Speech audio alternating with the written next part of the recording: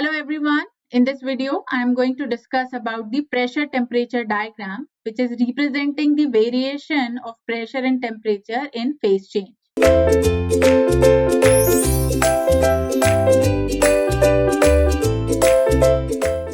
Pressure temperature diagram or PT plot. It is also called PT plot and it is called phase equilibrium diagram. Why it is called phase equilibrium diagram? Because we have seen in PV diagram, if we are considering any kind of phase change, either it is from solid to liquid or from liquid to vapor or from vapor to liquid or liquid to solid, in each and every phase change, the temperature and pressure value is constant. So wherever we are considering the phase change, at that point temperature will be constant and the pressure will be constant. That is why it is called phase equilibrium diagram. So here you can see in this diagram, this particular vertical line is representing the pressure and horizontal line is representing the temperature. So at this horizontal line, we will define the variation of temperature at different stages, and at vertical line, we will define the variation of pressure at different stages. So basically, if we talk about the solid state, liquid state and vapor state, so at each and every point we will consider the equilibrium condition in terms of temperature and the pressure. So here you can see, suppose if we have a solid substance which is maintained at minus 10 degrees centigrade, what we are considering? We are considering a solid which is maintained at minus 10 degrees centigrade. This is the initial temperature. And we have to reach the maximum temperature value, that is 250.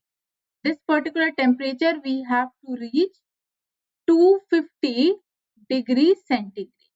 So in between we will consider different value of temperature and different phase of the substance, because temperature is continuously increasing from minus 10 to 250 degrees centigrade. So here, if we are going to start from solid region, so suppose if we are heating the ice at minus 10 degrees centigrade to steam 250 degrees centigrade. Suppose we have, here we have ice and here we have steam. So this conversion of ice into steam is happening at minus 10 degrees centigrade to 250 degrees centigrade. So in this condition, for this particular term, we will consider constant pressure for the phase change or for the state of phase change. Now suppose if we are considering the pressure is maintained at 1 atmospheric, the pressure which is maintained at 1 atmospheric, this is the value of pressure which is maintained and that it will be constant throughout. So here between 1 to 2, at this point, at point 1, you can see there is a solid region. So here we have this solid region at point 1 where the temperature is minus 10 degrees centigrade. So here you can see if we plot the temperature, so it will be at minus 10.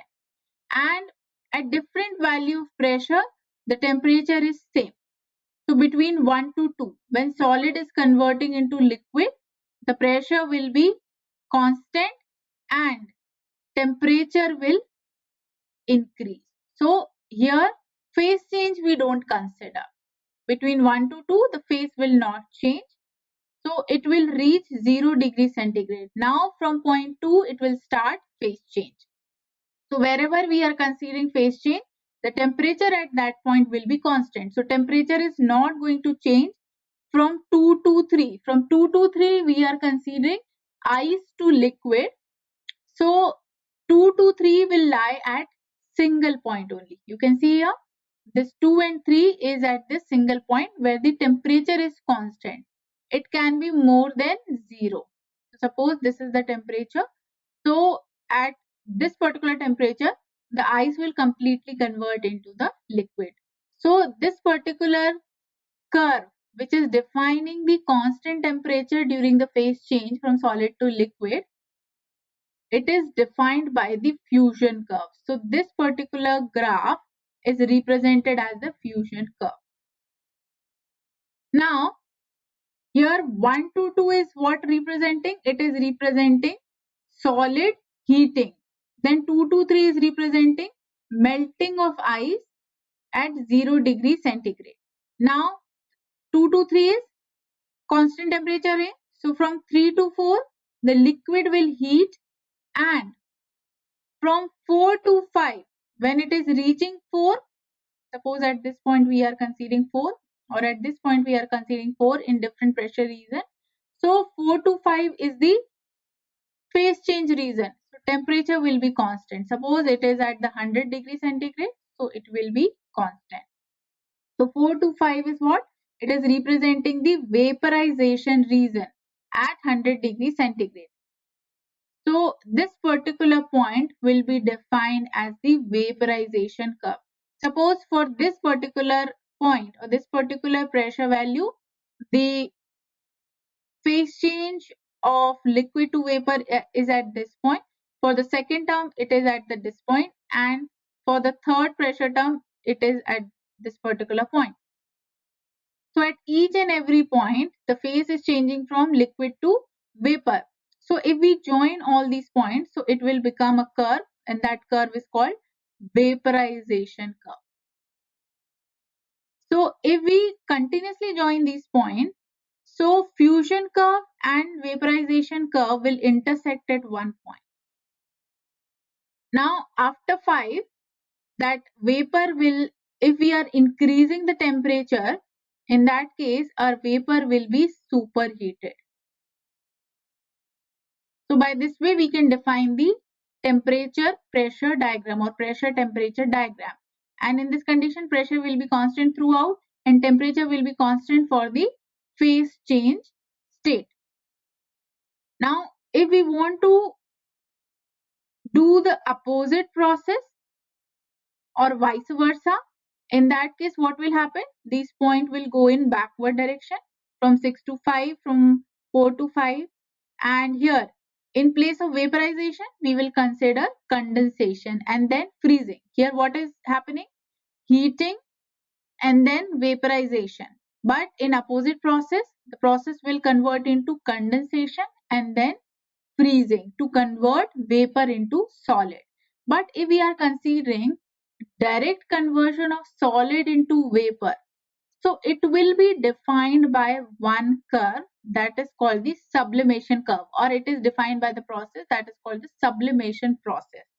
So suppose if we are considering sublimation curve, in that case, if the sublimation curve is intersecting the vaporization curve and the fusion curve, so that intersection point is called the triple point. As I told you in PV diagram, the triple point we will define in terms of triple point line, but exact location of triple point we can define in PT diagram. So this is the exact location of triple point where all three curves are intersecting, or the vaporization curve and sublimation curves are intersecting. So this is all about the triple point. Here, the slope of the sublimation and vaporization curve for all the substances will be positive. Whatever slope we are considering, the slope of the sublimation curve and the vaporization curve, it will be always positive. And if we talk about water, this is for other substance. But the slope of the fusion, if we considering for other substance, so it will be positive if we talk about fusion curve. But if we talk about water, so the fusion curve for the water is negative. This point you have to remember. Sublimation curve and vaporization curve will be positive in all the conditions, either it is for water or for other substance. Fusion curve will be positive for other substance, but in terms of water, the fusion curve will be negative. Now we want to define the triple point value for the water at one particular value of pressure. So suppose if we have pressure value, suppose the pressure is 4.58 mm of Hg in terms of mercury. In that case, triple point, I am denoting as Tp. So triple point will be 273.16 Kelvin. And if we are considering any other substance, suppose we have CO2. So the pressure of CO2, suppose if we are considering 3885 mm of Hg. In that case, the triple point will be 216.5 Kelvin. So here we can define the triple point for other substances also on the basis of pressure value. So this is about the triple point, and this was all about the pressure temperature plot for different substances. Thank you so much.